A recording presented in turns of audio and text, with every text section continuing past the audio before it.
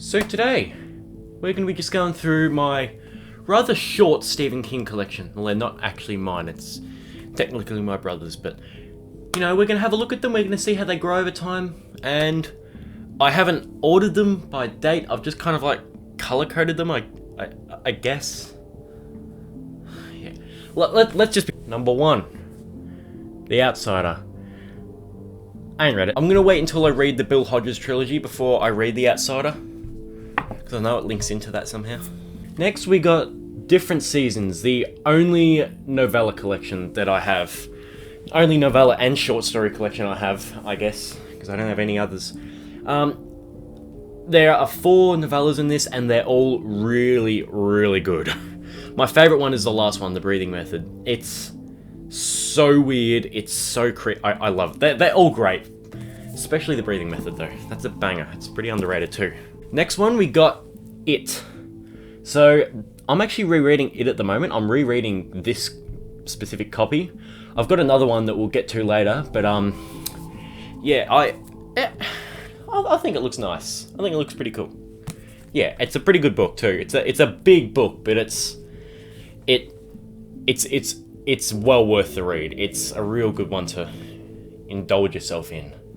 Got a few slow parts, but you know, they're alright. I don't think it's his absolute best work, but it's pretty good. Ugh. No, let's start again. Now for another mammoth novel. We have The Stand. I like this one quite a lot more than It, actually. It's a good couple of 100 pages bigger than It, but this one moves a lot faster than It. I think it really didn't feel like its length. It felt really short, and it was just an incredible book. It's so good.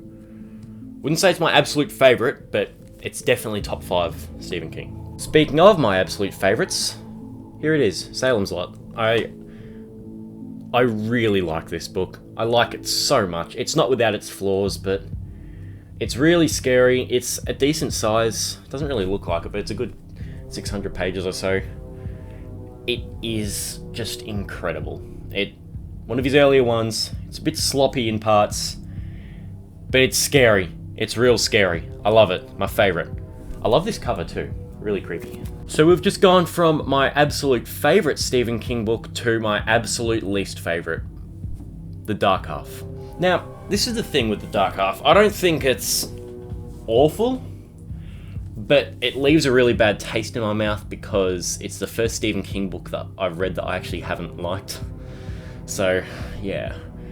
The first half of this book was really, really great, but then the second half was just so boring and repetitive and predictable, and it was just like, the first half had mystery to it, it was creepy, it was eerie. Then the second half, everything just fell apart, and then that absolute batshit ending that I just hate. It was so stupid. Honestly, the end of this book it's got one of the dumbest climaxes and endings I've ever read in any book ever. Like, it's really bad. But then again, I gotta remember, that's only the second half. The book's dark half, might I add.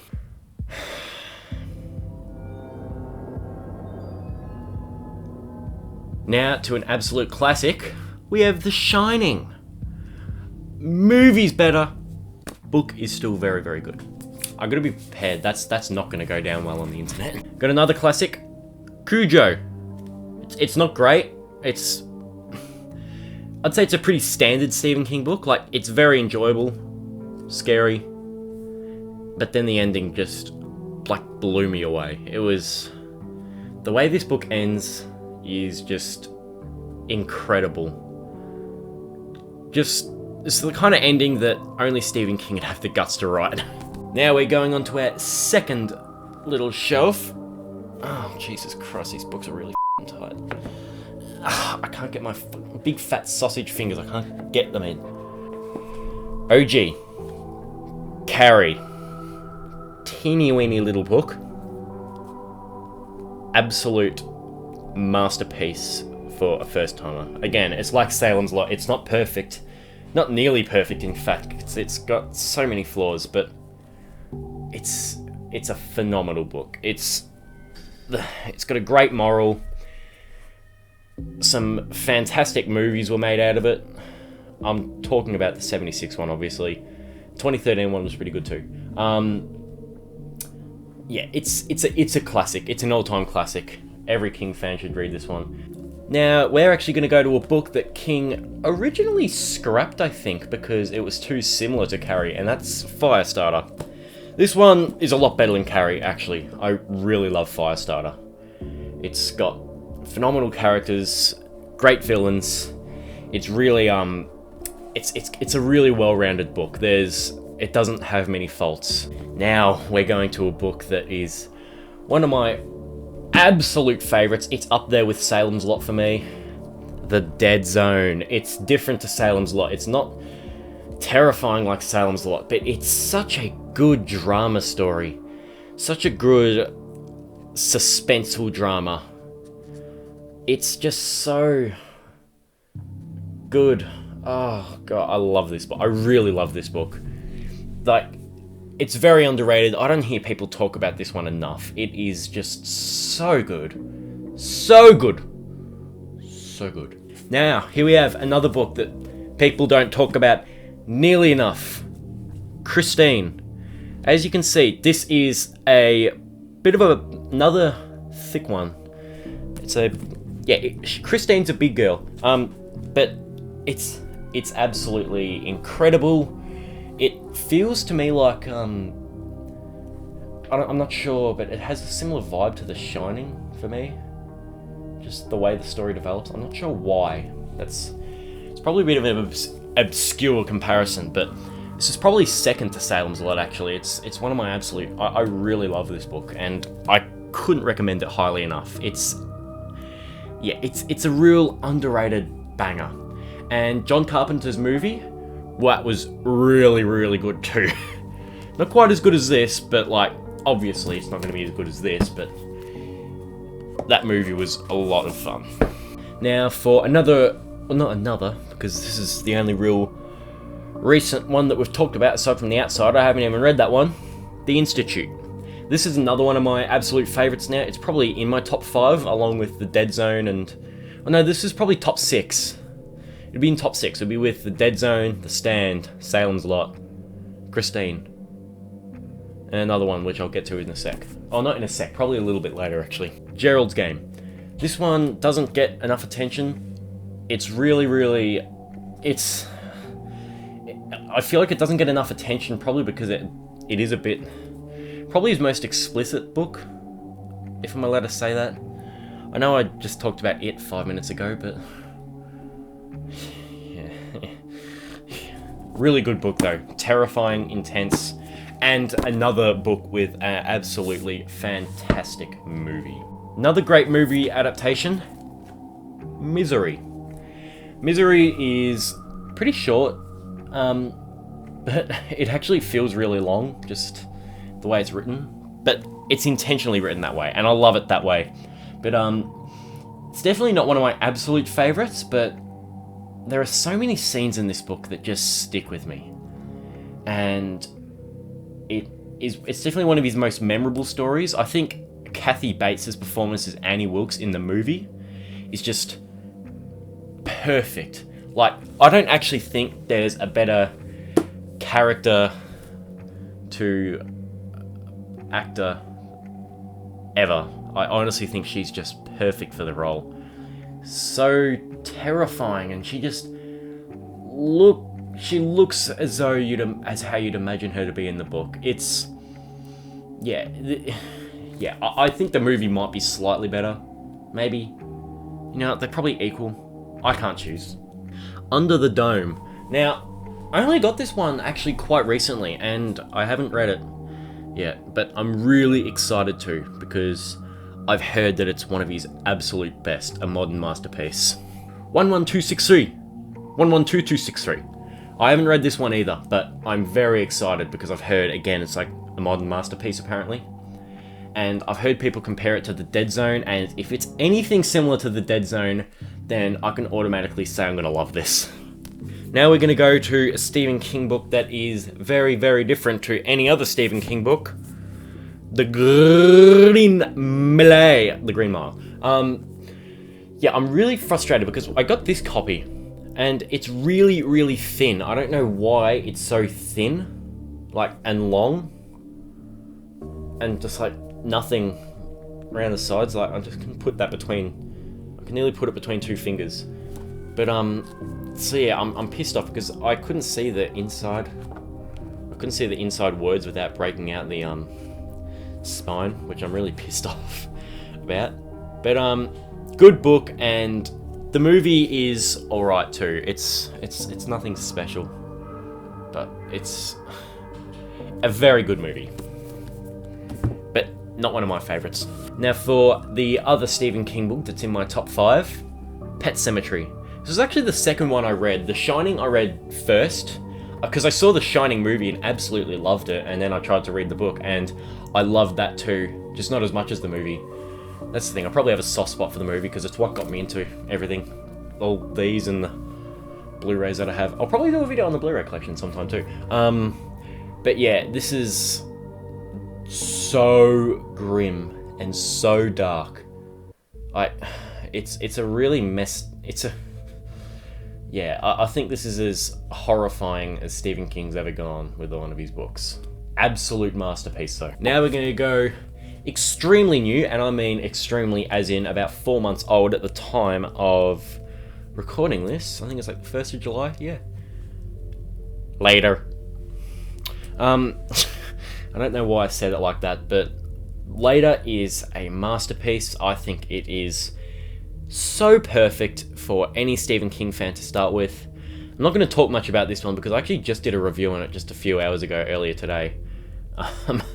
So you can go have a look at that if you like. But yeah, it's a masterpiece. This is another copy of It that's really beaten up. It's been beaten down to the bone.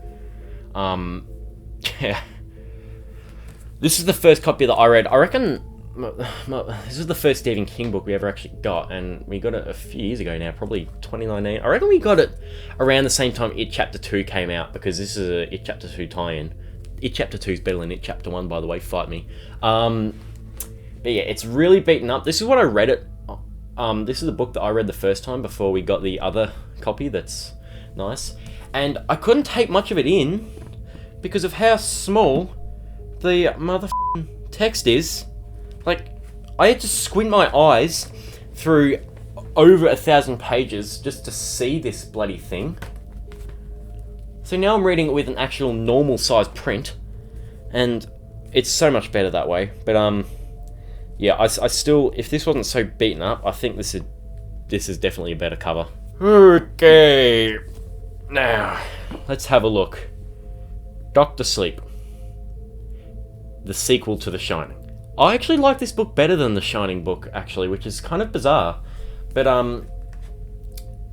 yeah, I feel like not many people would expect the sequel of 36 years later to be better than the original. And again, that's just me. I'm probably wrong. But yeah, I really enjoyed this book. Movie is better though. Now we got, this is my second copy. I've only got 2 copies of 2 books, and that is It, and the other one is The Stand. This is a 2020 tie-in, actually, for the miniseries that come out last year, or in Australia, it come out last year and crossed over into this year. I really, really like this cover. I'm not sure what it is about it. I really like. It's just so symbolic. Obviously, with, like, you know, the crucifix-looking power line, and just everything just looks so dead and dull. Probably never going to read this one because I really like the way it looks. But yeah, it's a really nice cover of another one of my favourite books ever. And lastly, I have the book that I'm actually most proud of having, and that is the Bachman books. Now, the thing is the Bachman books are a collection of short novels. I don't think they're novellas, I think they're novels, but don't quote me on that. And nowadays they're only released with 3 novellas or novels, when The older ones were released with 4, and that's got a book in it called Rage that's out of print now because it was a school shooter book from the school shooter's perspective, and it, from what I've read, it tries to make the school shooter seem like, you know, a cool kid and stuff, like kind of weird, but I still wanted to read it, so we got this edition from the 80s, which I'm really happy with, actually. I love the way this one looks. So, yeah, this has got Rage, The Long Walk, Roadwork, and The Running Man. I've never read a Buckman book. I'm not talking about just from this collection, I just mean any Buckman book in general. But, yeah, I'm very excited to read this. This is probably going to come up pretty soon. I'm probably going to finish it. I think I'm going to read Dracula next, so it's not a Stephen King one. And then I think I'm going to go to Buckman.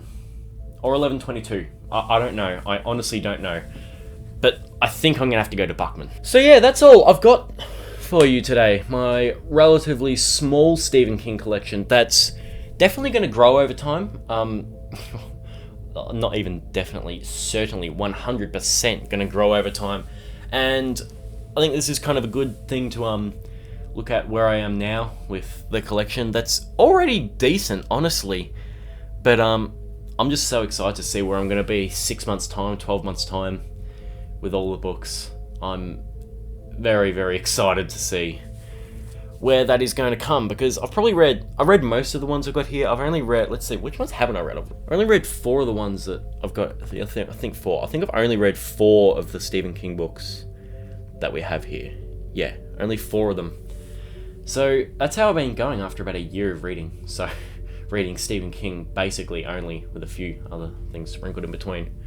But yeah, that's all I've got. I'm a bit tired because I've done 2 videos today, but I hope you liked that relatively small collection. It was fun going through and telling you what I thought of them all. Anyway, see you later.